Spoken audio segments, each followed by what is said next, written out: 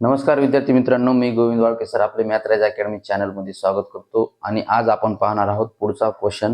आणि क्वेश्चन असा आहे, using properties of determinant show that. म्हणजे आपल्याला इथं डिटर्मिनंटच्या प्रॉपर्टीचा यूज करून खाली काही एक्सप्रेशन दिलेले आहेत, त्याला प्रूव्ह करायचे। तर त्याच्यामध्ये बघा, फर्स्ट एक्सप्रेशन आहे, त्याच्यामध्ये पहिला डिटर्मिनंट आहे a + b a b a + c c b c आणि b + c। याचा हा जो डिटर्मिनंट आहे तो त्याच्या इक्वल आपल्याला 4abc हे दाखवायचं आहे। तर बघा, सोल्युशन मध्ये आपण LHS घेऊ, left hand side LHS equal to a + b a b a a + c c b c b + c। बघा, आपल्याला असे एक्सप्रेशन सॉल्व करताना रो ट्रान्सफॉर्मेशन किंवा कॉलम ट्रान्सफॉर्मेशन यूज करून याला सोडवायचं। तर बघा, याच्यामध्ये आपण आता सेकंड कॉलम आणि हा थर्ड कॉलम हे दोन कॉलम फर्स्ट कॉलम मध्ये ऍड करू। तर बघा, आणि आलेला रिझल्ट फर्स्ट कॉलम मध्ये लिहायचा आहे। तर बाय c1 टेन्स टू, त्याला असं लिहायचं, c1 tends to c1 + c2 + c3 we get. तर आपल्याला बघा या ठिकाणी काय मिळेल। तर बघा, therefore LHS इक्वल टू असे येईल या ठिकाणी, मग a + b + a + b, म्हणजे या ठिकाणी येईल 2a + 2b 2a + 2b। या ठिकाणी येईल 2a + 2c 2a + 2c आणि शेवटी b + c + b + c, म्हणजे 2b + 2c 2b + 2c। आणि second column as it is a + c c, आणि थर्ड कॉलम सुद्धा ॲज इट इज राहतो, म्हणजे b c आणि b + c। त्याच्यानंतर हा जो फर्स्ट कॉलम आहे त्याच्यामध्ये 2 कॉमन निघतो, त्याला आपण असं घेऊ। मग या ठिकाणी येईल 2 * डायरेक्ट घेऊ, या ठिकाणी येईल a + b a + c b + c। हा सेकंड कॉलम a + c आणि हा c येईल b c आणि b + c। त्याच्यानंतर बघा, आपल्याला या ठिकाणी आपण आता फर्स्ट कॉलम मधून सेकंड कॉलम हा मायनस करू, आणि त्याच्यानंतर त्या फर्स्ट कॉलम मधूनच थर्ड कॉलम मायनस करू। तर बघा असं, आणि त्याला एकत्र जर घेतला आपण, या दोन एक्सप्रेशन वेगळे करण्याऐवजी आपण काय करू, सेकंड कॉलम आणि थर्ड कॉलम याची ऍडिशन करू आणि फर्स्ट कॉलम मधून त्याला डायरेक्टली मायनस करू। म्हणजेच बघा, bye c1 tends to c1 - c2 + c3, आपल्याला असं सुद्धा करता येतं, वी गेट। तर बघा, आपल्याला या ठिकाणी असं मिळेल 2 * डिटर्मिनंट। बघा, या ठिकाणी आहे a + b आणि त्याला मायनस करायचंय c2 + c3 c2 + c3 आहे, a + b येईल आणि a + b a + b - a + b करायचं, म्हणजे या ठिकाणी येईल 0। त्याच्यानंतर a + c - a + c + c, बघा काय येईल मग, a + c - a + c +c। तर या ठिकाणी येईल a + c आणि a + c कॅन्सल होतो, आणि इथं फक्त -c येतं। काय येतं, -c।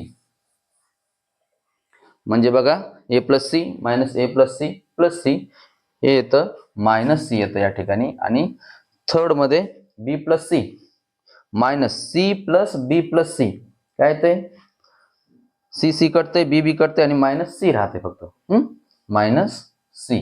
Second column as it is, म्हणजे a + c आणि या ठिकाणी c। Third column b c b + c। त्याच्यानंतर हा जो सेकंड कॉलम आहे याला आपण फर्स्ट कॉलम मध्ये प्लस करू, ऍड केल्यानंतर हा c आणि हा c इथं इलिमिनेट होऊन जातो, म्हणजे +c आणि +- काय होतो, -c होतो, c - c 0 होतो। इथं पण सेम तसंच होतं। बघा इथं काय होईल, मग आपण असं लिहू, इथं बाय या ठिकाणी होईल c2 tends to c2 + c1, आणि सेम एक्सप्रेशन असंच हा जो कॉलम आहे थर्ड कॉलम मध्ये काय करू, फर्स्ट कॉलम ऍड करू. तर बघा अँड एकाच वेळेस आपण दोन घेऊ शकतो कॉलम. कोणते? C2 असे दोन ऑपरेशन घेऊ शकतो. C2 tends to C2 plus C1. आणि पण जर इथं जर समजा आपल्याला इथं जर चेंजेस करायचे, इथं आता हे केलं आपण C2 tends to C2 plus C1. तर मग आता असं करता येत नाही आपल्याला. C2 आणि C3चं ह्याच्यामध्ये करता येत नाही. तर आपल्याला काय करावं लागेल? C3 आणि C1च करावं लागेल, कारण C1 इथं चेंज होणार नाही. C2 काय होतो इथं चेंज होतो शकतो. म्हणजे असं येईल C3 tends to C2 plus C3 plus C1. बघ मग इथं काय येईल? तर या ठिकाणी असं येईल 2 into first column as it is 0 minus C minus C. बघा आता C2 प्लस C1 म्हणजे A प्लस 0 काय तो A येईल. A plus C plus minus C काय होतंय? A plus C minus C होतंय. आणि इथं काय येईल मग? फक्त A येतो. आणि इथं C plus minus C minus C होतो आणि 0 येतो. त्याच्यानंतर थर्ड कॉलम मध्ये सुद्धा सेम B प्लस 0 काय येतो? B येतो. पुन्हा C प्लस मायनस C 0 येतो. C मायनस C होतो आणि 0 येतो. आणि थर्ड ह्याच्यामध्ये काय येतो? B plus C plus minus C म्हणजे असं बघ B प्लस C. आणि पुन्हा इथं आपल्याला हे प्लस करायचं, इथं प्लस सांगितलंय. आणि C1 काय इथं मायनस C आहे. मग प्लस मायनस काय होतं इथं? मायनस होते ना. प्लस मायनस मायनस आणि हे C येते. C काय होते इथं? कटून जातो. आणि इथं काय राहते? फक्त मग B राहतो. कळलं ना? त्याच्यानंतर आपण हा जो प्रत्येक कॉलम आहे, कॉलम फर्स्ट मधून, कॉलम सेकंड मधून आणि कॉलम थर्ड मधून, या ठिकाणी फर्स्ट मधून C काढायचा कॉमन, सेकंड मधून A कॉमन काढायचा आणि थर्ड मधून B कॉमन काढायचा. असं by taking C, A, B common from C1, C2, C3 respectively. we get. तर आपल्याला या ठिकाणी काय मिळेल मग? बघा तर असं या ठिकाणी असं येईल 2 इंटू, आता इथं पहिल्या कॉलम मधून आपण C काढला, इथं C येईल. C इंटू सेकंड कॉलम मधून आपण A कॉमन काढलाय, तर इथं A. आणि थर्ड कॉलम मधून आपण काय काढलाय? B कॉमन काढलाय, तर इथं काय येईल मग? B येईल. या ठिकाणी काय राहील? इथं 0 राहील. हा मायनस C म्हणजे C कॉमन काढला तर इथं -1 राहतो. इथं पण -1 राहतो. हा 1 1 आणि 0 येतो. 1 1 0. आणि इथं काय येईल? 1 0 आणि 1. बघा पुढं आता हा जो डिटर्मिनंट मिळाला आपल्याला, याचा डायरेक्टली डिटर्मिनंट घेऊन टाकायचं. म्हणजे हे जे व्हॅल्यू मिळाल्या याच्यामध्ये आता डायरेक्ट त्याचा आपण डिटर्मिनंट घेऊ. आणि असं येईल therefore LHS equal to LHS equal to 2 into A B C, याला असं घेऊ. आणि आता डिटर्मिनंट घेतल्यानंतर पहिला बघा 0 इंटू इथं काय मग 1 इंटू 1 1 मायनस 0. पुन्हा -1 इंटू, बघा -1 इंटू, मग इथं काय येईल? मायनस हा 1 आहे. -1 इंटू हा रो आणि कॉलम सोडून दिल्यानंतर -1 इंटू 1 काय तो? -1. आणि -1 इंटू 0 काय येतो? 0.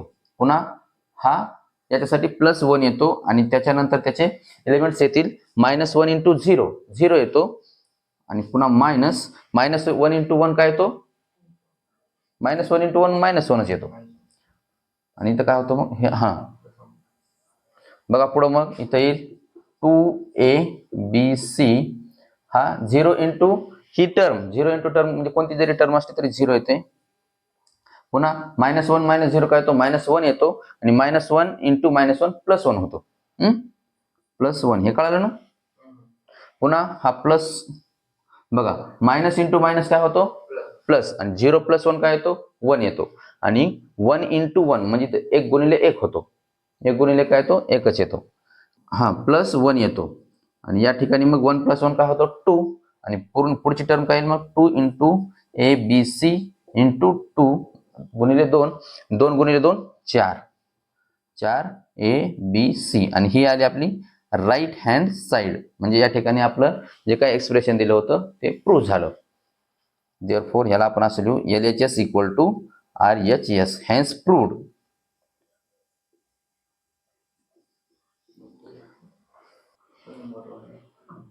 बघा पुढचा क्वेश्चन आहे, आपल्याला हे दिलेलं एक्सप्रेशन आहे ते इक्वल टू दिलेलं डिटर्मिनंट जो आहे त्याच्या इक्वल, म्हणजे तो इक्वल टू आपल्याला दाखवायचा आहे, तो 0 आहे.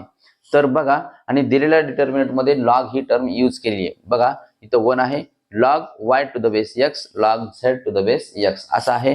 Log x to the base y 1, log z to the base y, पुन्हा इथं log x to the base z log y to the base z आणि इथं 1. बघा आता इथं LHS घेऊ आपण. LHS इक्वल टू 1 log y to the base x log z to the base x log x to the base y 1 log z to the base y log x to the base z log y to the base z आणि इथं 1. आता या ठिकाणी आपण किंवा लॉगचे दोन फॉर्म्युले use करायचे आहेत. बघा जेव्हा असं ही जी टर्म आहे log y to the base x, जेव्हा असं असतं त्याला आपण असं लिहू शकतो, किंवा फॉर्म्युला आहे, बरं जाऊ दे, याला आपण असं लिहू शकतो log y, आणि ही जी खालचा बेस आहे याला आपण असं घेऊ शकतो log x, म्हणजे log y upon log x असं घेऊ शकतो. आता बघा इथं प्रत्येक ही जो फर्स्ट रो आहे त्याच्या प्रत्येकाच्या बेसमध्ये x आहे, आणि आता 1 जो आहे याला आपण असं घेऊ शकतो, 1 ला log x अपॉन, म्हणजे सेम टर्म, लॉगची same term log x upon log x असं घेऊ शकतो ह्याला, किंवा log y upon log y असं घेऊ शकतो, किंवा log z upon log z असेल, log a upon log a असेल, कोणताही व्हेरिएबल आपण इथं यूज करू शकतो. आणि तर बघा मग आता या ठिकाणी प्रत्येकाच्या इथं बेसला x आहे, तर हा जो 1 आहे याला आपण log x upon log x घेऊ. बघा तर पुढे असेल, मग या ठिकाणी 1 आहे तर याला आपण log x upon log x घेऊ, log x upon log x, याला हा येईल log y upon log x, log y upon log x, हा येईल log z upon log x. त्याच्यानंतर हा येईल log x upon log y, log x upon log y.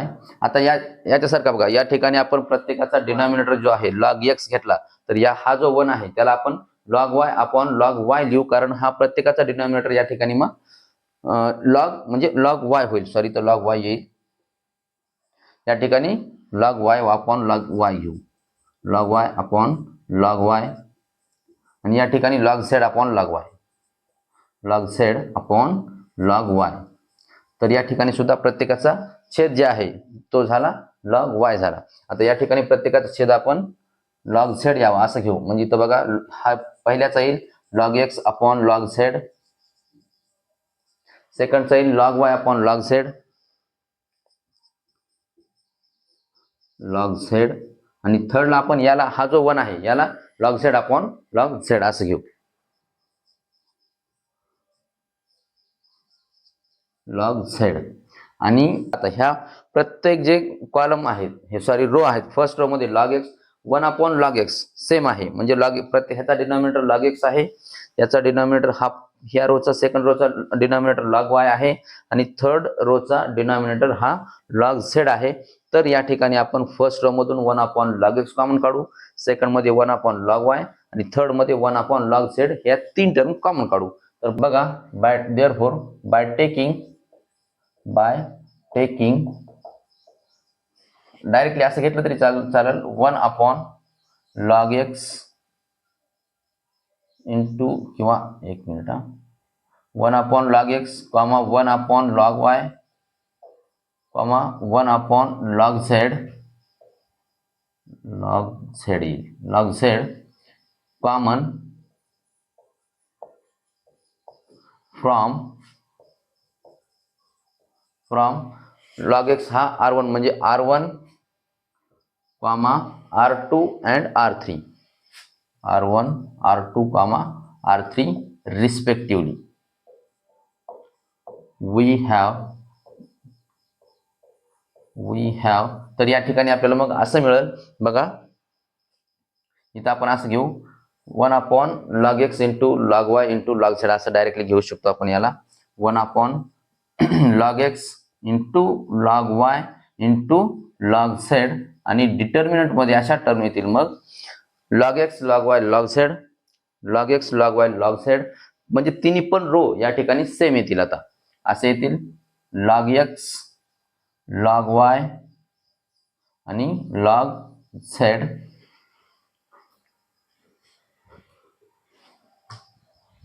Second row log x log y log z, log x log y log z आणि third row सुद्धा log x log y आणि log z. बघा या हा जो मिळालेला determinant आहे त्याच्यामध्ये प्रत्येक रो हा सेम आहे. म्हणजे आणि जेव्हा प्रत्येक रो सेम असतील किंवा दोन पेक्षा जास्त असतात तर दोन रो जरी सेम असतील तर त्याचा डिटर्मिनंट हा 0 असतो किंवा डिटर्मिनंटची व्हॅल्यू ही 0 असते. तर असं येईल मग 1 अपॉन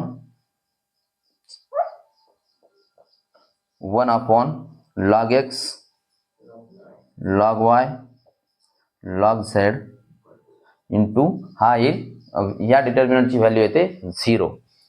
इथं असं लिहा मग since r1 r3 and r1 r2 and r3 are identical.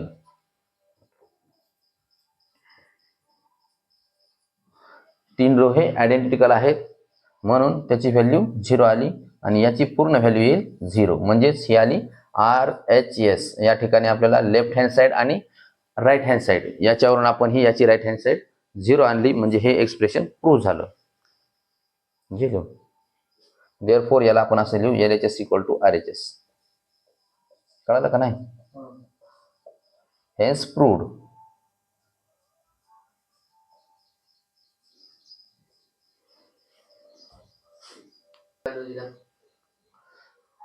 बघा पुढचा क्वेश्चन आहे सॉल्व द फॉलोइंग इक्वेशन्स. आपल्याला खालचे इक्वेशन सॉल्व करायचे आहेत.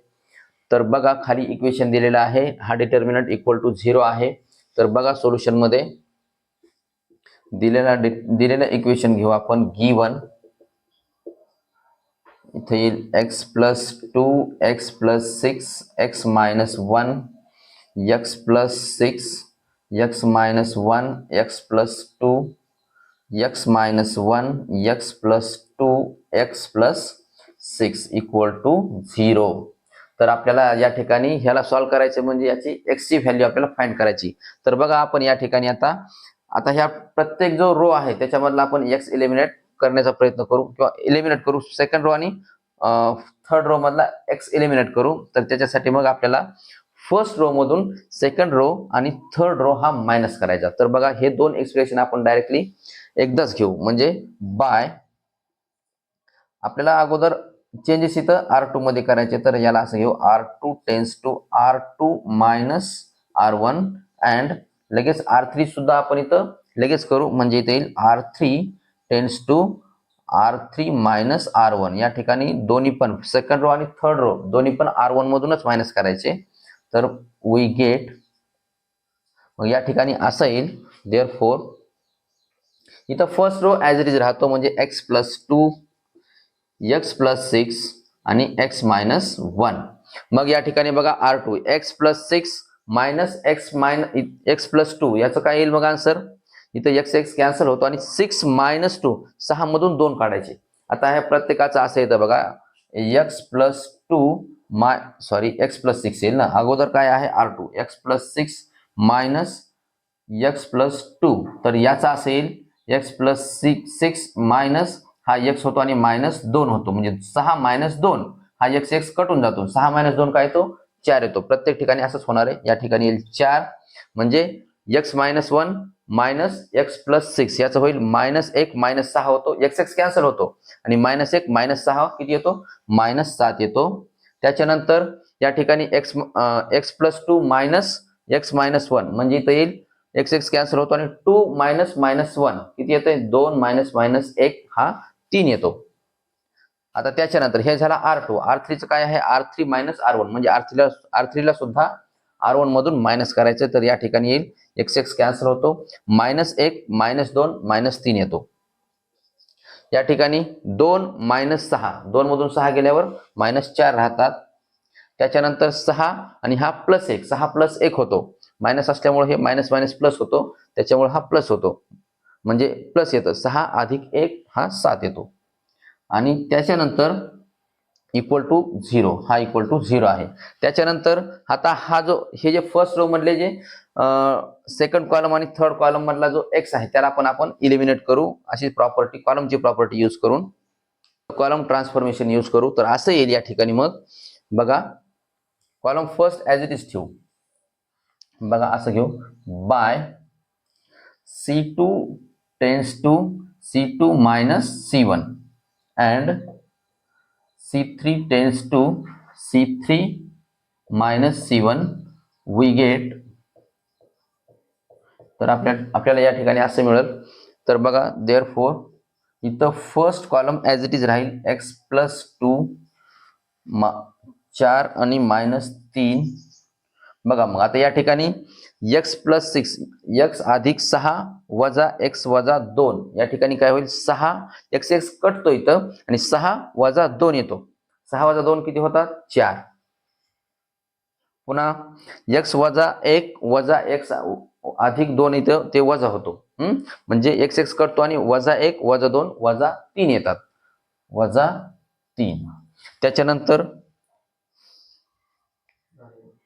आणि खालचं राहिलं ना, -7 - 4 काय तो, -11 येतो. त्याच्यानंतर -4, आता इथं -3 आहे तर ती +3 होईल. -4 + 3 काय तो, -1 येतो. त्याच्यानंतर आता हा 3 - 4, बघा C3 tends to C3 - C1 आहे, तर 3 - 4 होईल. 3 - 4 किती येतील, -1 येतो. आणि शेवटचा जो आहे 7 - 3 म्हणजे किती होतं, वजा अधिक होतो. आणि 7 + 3 म्हणजे 7 आणि 3 10 = 0. आता हा डिटर्मिनंट आपण याला सॉल्व्ह करू. तर बघा असं येईल मग, x + 2 x + 2 गुणिले -11 अधिक 10 काय तो, -110 येईल. बरोबर, -110 याला आपल्याला असं आणि पुन्हा -1 गुणिले -1 काय तर +1 येतो. म्हणजे इथं 1 येईल. ह्याला असं घेऊ, हा ब्रॅकेट घेऊ. पुन्हा मायनस हा 4 गुणिले 10 40 -3 गुणिले -1 3 येतो. पुन्हा हा -3च राहतो इथं, +3 येतो, पण प्लस हा -3 येतो. इथं फॉर्म्युल्यामध्ये कसं आहे, +3 असते ना, प्लस मायनस काय होतंय, मायनस होतंय. पुन्हा -3 म्हणजे याच्या मल्टिप्लिकेशन मध्ये काय येईल मग, 4 गुणिले -1 काय ते, -4 -3 गुणिले -11 अधिक 33 येतात. म्हणजे इथं 33 येतात, बरोबर 0. तर या ठिकाणी बघा मग आता ह्याची ऍडिशन होते. म्हणजे इथे येईल x + 2 गुणिले -111 येतात. -111 -4 गुणिले 40 मधून 3 गेल्यानंतर 37 येतात. आणि पुन्हा -4 -33 येतात, -37 किती येतात, -37. म्हणजे 3 गुणिले -37 बरोबर 0. आणि हे मायनस आणि मायनस काय होतात, इथं प्लस होतात. तर इथं असं येईल. मग ह्याला आपण असं घेऊ, x + 2 -111 इथं येईल. -4 गुणिले 37च घेऊ ह्याला, आपल्याला तर काढता येते, मायनस मायनस प्लस होईल. 3 गुणिले 37 बरोबर 0. बघ मग इथं काय होतंय, ह्याला आपण इकडं बरं, -4 × 37 आणि +3 × 37 म्हणजे 4 वेळेस 37 आहेत, हे 3 वेळेस 37 आहेत. आता हे जर काय होते, मायनस होते, काय ते फक्त 37 असा आन्सर येते. कळलं का हे? आणि ह्याचं मल्टिप्लिकेशन करू म्हणजे -111x आणि मायनस हे प्लस मायनस काय होतं, -111 गुणिले 2 काय येते, 222 येते. बेग बे 222. आणि इथं काय ते -37 येते. हे 4 वेळेस 37 आहे आणि हे किती वेळेस आहे, 3 वेळेस. 4 वेळेस मधून 3 वेळेस गेल्यावर 1 वेळेस राहतो 37. म्हणजे इथं -37 येतो, बरोबर 0. आता ह्या दोघांचे काय होते, -222 आणि -37 ची बेरीज होते आणि असं येईल मग -111 x बरोबर ह्याला इथं मायनस 9 5 आणि 259 बरोबर 0. हा 259 पलीकडे घेऊ तो होतो अधिक, म्हणजे इथे येईल -111 x बरोबर 259. एवढं लिहितोस काय एकदा. इथं आलं या ठिकाणी -111 x बरोबर 259 आलं. तो -111 आपण पलीकडच्या साईडला घेऊ, म्हणजे राईट साईडला घेऊ. तर असं येईल देअरफॉर x बरोबर 259 भागिले 111. आता हा 259 आणि 111 या दोघाला 37 न भाग जातो. 37 न. आता ह्याला भाग घालू आपण. 37 गुणिले बघ इथं 3 येते. 37 न जर आपण 111 ला डिवाइड केलं तर 3 येतात. काय तो 3 येतो. आणि इथं किती आहे 259. 37 न जर आपण 259 ला भागलं तर या ठिकाणी येईल बघा 7 येते. 7 7 49 7 येतो. 7 7 49 हातचे आले 4 7 21 आणि 4 25. म्हणजे 37 न जर आपण 259 ला भागलं तर त्या ठिकाणी उत्तर येतं 7 येतं. आणि पूर्ण आणि इथं हे मायनस होतं बघा, सॉरी -111 होते. तर याचा आन्सर येईल मग देअरफॉर x इक्वल टू -7/3 किंवा x ची किंमत येते -7 भागिले 3.